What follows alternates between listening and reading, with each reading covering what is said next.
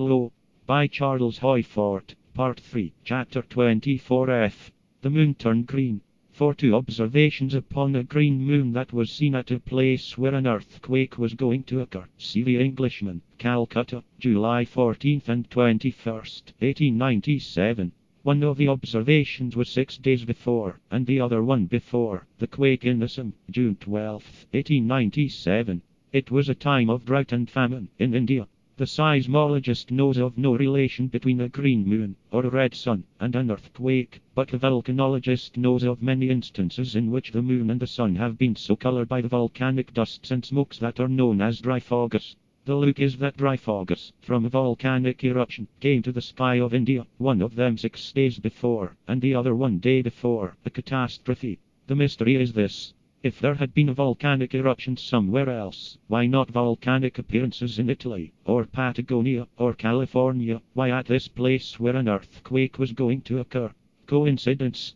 Upon the 11th of June, in Upper Assam, where, upon the 12th, the center of the earthquake was going to be, torrents fell suddenly from the sky. A correspondent to the Englishman, July 14th, writes that this deluge was of a monstrousness that exceeded that of any other downpour that he had ever seen in Assam, or anywhere else. At 5:15 p.m., 12th of June, there was a sight at Shillong that would be a marvel to the more innocent of the textbook writers. I tell so much of clipping and bobbing and shearing, but also there may be considerable innocence. Not a cloud in the sky out of clear blue vacancy, dumped a lake.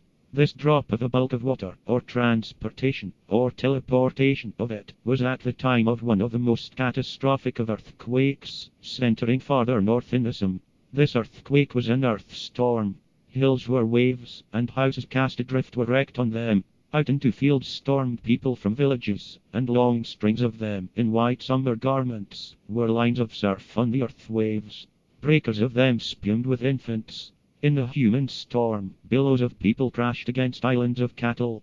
It is not only in meteorology that there are meteorological occurrences. The convulsions were so violent that there was scene shifting. When the people recovered and looked around, it was at landscapes, changed as if a curtain had gone down and then up, between acts of this drama. They saw fields, lakes, and roads that, in the lay of the land, before the quake, had been hidden.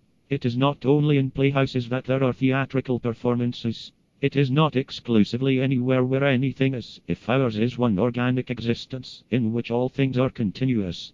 There were more deluges that will not fit into conventional explanations. Allahabad Pioneer, June 23, 1897. Extremist droughts. The quake, enormous falls of water,